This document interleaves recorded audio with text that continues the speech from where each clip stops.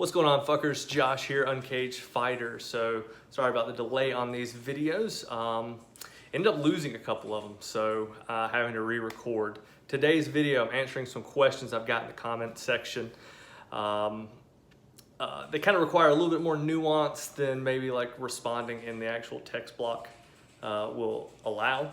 So I figured I'd make a video to just kind of help out, give a more well-rounded answer to some of those questions. The first one is from Miss Jai Heath.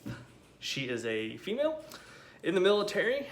She is 5'8", 160 pounds, and is looking to lose about 20 pounds, just kind of wants to lean out all over.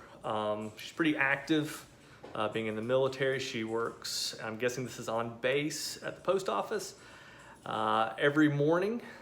Her day starts at 4 a.m. and that starts with PT in the morning, which is calisthenics, push-ups, sit-ups, and a 2-mile run. So she does that daily, and she goes to work where she's on her feet for 6 hours. And again, she's looking to lose 20 pounds. So the initial answer that I gave was, you know, if you're not looking to be super aggressive, and one of her concerns was energy level, and if you've been doing rolling 72s, you know that you're definitely not going to be performing at your highest level when you're doing those 72s. 72s are great for getting the weight off fast. And so, you know, in general, that would be something I would say, just get the fucking weight off fast, and that way you don't have to worry about it. But if that's not an option, if you just have a high stress job, if you do need to eat regularly, I would suggest doing low carb OMADs. So, you know, meats, veggies, good bit of fat. Just make sure, you know, like I said, keep it low carb, keep the starches, rice, all that kind of stuff out of your diet, and just do the OMADs for a while and see how that does. If you're not really losing the weight like you would think, you know, maybe you want to try out the 72s. The thing I would say when going and doing the rolling 72s, like I typically advocate, is, you know, your energy level and what you do throughout the day is really going to dictate how that works. If for whatever reason your job or your lifestyle, you just simply cannot afford to, and a lot of military folks are probably in the same bag here. You know, their lifestyle is such that they cannot get away with it. There's one reason or another, they cannot get away with, you know, fasting for 72 hours at a clip. It's just not going to work in their day-to-day life. OMADs are really a good alternative to that, as long as you're staying active throughout the day. And that's really the main key here, is to stay active and to keep that metabolism high, right? You've got to, you know, if you're used to, and it sounds like she is because she's doing this every day, if you're used to doing the regular PT, the PT is fairly consistent every day and your body's kind of adapted to that, and you probably kind of adapted already to, you know, standing 6 hours a day, you're going to need to add some more activity to that as well. So it's not just going to be dietary intervention. It's going to help you lose that 20 pounds. You're going to need to throw some additional physical activity in there. You know, for you, I would say, you know, get that physical activity if you can before work. But if you can't, you know, you do your 6-hour shift, and, you know, before you head home, before you finish up, go and do some other sort of workout. You know, 3-4 days a week of some high intensity interval training, cardio. I would say lifting weights. The issue with women in lifting weights is you say specifically, Jai, that you're wanting to lose weight, all right? And in general, it's been my experience that women, when they start lifting weights, they start putting on a little bit of muscle mass, and that scale weight goes up. Now they'll lean out everywhere, right? So your waist will get smaller.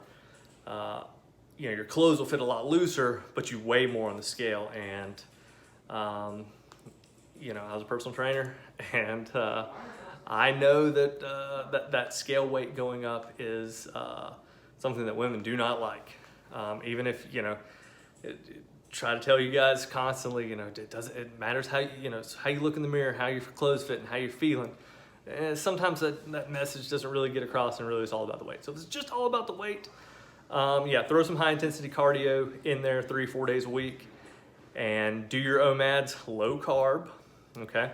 And I would get those OMADs in the morning. So right after your PT, your daily PT, that's when I'd eat, okay? Because then you're gonna have the rest of the day where you're on your feet at the post office, where you're working and stuff like that. And that'll help you kind of get through your day, right? You have that meal, right after your PT, that one meal that you know, you get your meat and your veggies and stuff like that. That's gonna help fuel you for the rest of the day. So you're not gonna really experience a lot of that fatigue that you would experience if you had waited until you ate in the evening. You know, you do your PT and you're fasted all day until the evening. While you're at work, it's probably gonna fucking suck. So what I would say is I would eat, give you that good stream of energy throughout the day, get home, do your thing, kind of relax a little bit, maybe get that additional HIIT workout in, and then go to bed, right? You wake up, you do your PT, you might, you know, while you're losing the weight, you might notice a slight performance drop, but it shouldn't be too much. You're gonna eat, refuel, and then you're good to go, okay? So I hope that makes sense. I hope that kind of gives a little bit more, that kind of rounds out the answer to my question there for you, Jai. You know, try the OMADs, see how that works before you go straight into the rolling 72s.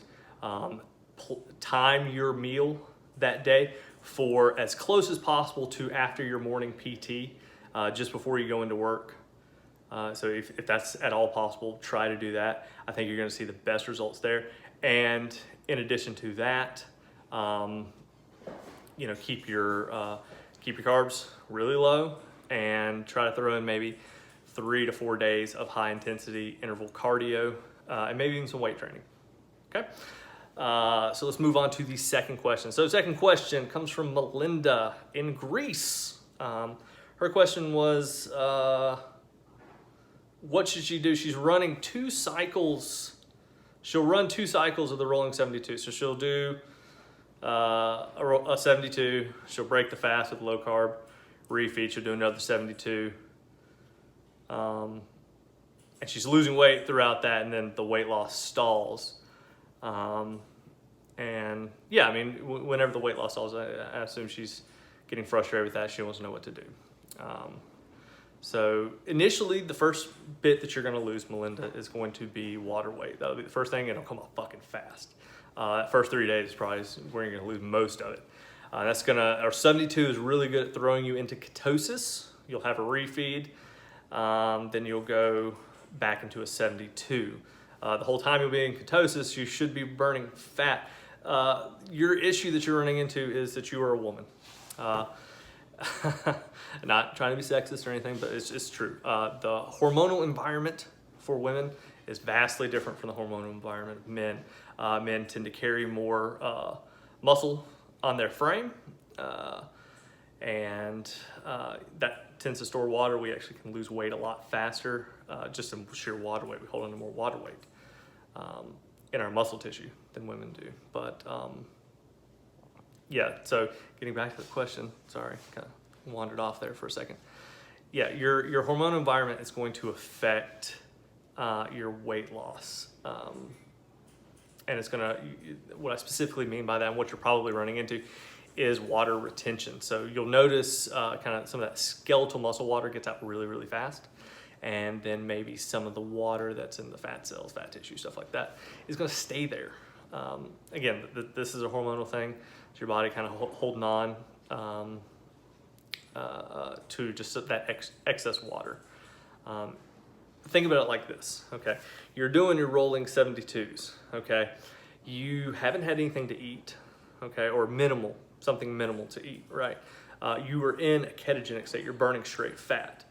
You know that, you know, we're talking about burning, I don't know what your weight is. I don't believe you listed it, but you're talking about burning, you know, 1,500 to 3,000 calories a day doing that one little refeed that you have post 72, you know, on a good day. I doubt that you're getting, you know, 1,500 calories. So you're not taking in enough calories to actually stall your weight. What's happening is you're just not getting rid of the water. And again, that's a totally hormonal thing, but if you stick with it, you just kind of push through, right? You're staying on the steak diet, you're staying active. That could be another issue as well. Like a lot of times just people will fast, people will diet, and they'll downgrade their activity levels, right? And you're kind of like your metabolism, your metabolic functions begin to match your activity level, right? So you're not really losing anything. So we want to make sure that we're also staying active during this whole, during all of this. So, but yes, the short answer is you definitely need to stick to it. There's not anything to burn, right? You know, you'll have that refeed, that'll be a little bit, but then you go right back into the 72 again. You'll have burned through those calories easily. And there's no way that your body is going to really assimilate all of what you take in anyway. So there's just no way that you're not burning fat. I strongly suggest staying with it and watching past those 2 cycles, right? So you do your 2 cycles and start again. Keep going, all right? Push through it, because you'll notice that eventually that kind of hormonal response, and it could be your time of the month, it could be anything, right? There's helping women lose weight is a little bit of witchcraft. You really have to kind of play with things and really stay on top of and push through. It's been my experience training women, is that it's you guys do tend to stall quite a bit more than men. Men will be very steady, and they don't stall anywhere near as much as women. Women will stall, oddly enough, monthly. So, you know, it's you know, just something you just got to push through. And just don't think of this as, don't try to compare yourself to other people. Just think about you and your progress. If you know, you're going a month of rolling 72s and you really have truly, you know, you're just eking out, you know, 1 or 2 pounds here or there, maybe take a break from it, reassess, and really pay attention to your activity levels, things like that. Maybe hit the OMAD, stuff like that. But I highly doubt that you're truly stalling after just 2 cycles. It's almost certainly you're just water retention. You're just holding on to that excess weight, excess water weight rather. You're not actually holding on to real fat weight, real fat tissue. So yeah, definitely stick with it. Keep your activity level up, keep with the diet, and you know, if after, you know, 4 or 5 cycles you're still really stalled, then maybe I would seriously consider changing things up. But until then, until you really push through and really saw that weight loss, yeah, I definitely wouldn't quit.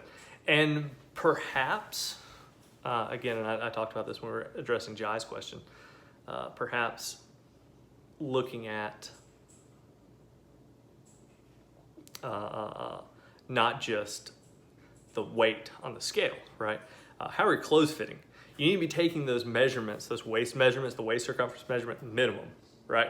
But check that waist circumference measurement. If that is continually going down, but your weight is staying the same, then there's nothing to be concerned about, right? Because if your waist is shrinking, you know, you're physically getting smaller, but that weight is staying the same, who gives a fuck, right?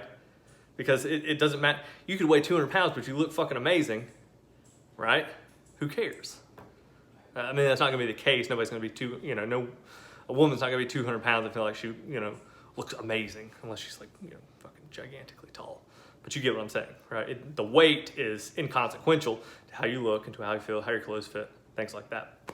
So push through. Just keep doing it, okay? So those are our questions. Keep them coming. I know I kind of rambled on this one. Most of this was not written out, so I know it didn't flow very well. But if you need clarifications, please ask more questions. I love getting them. I love responding to them. Try to stay on top of them as much as I can.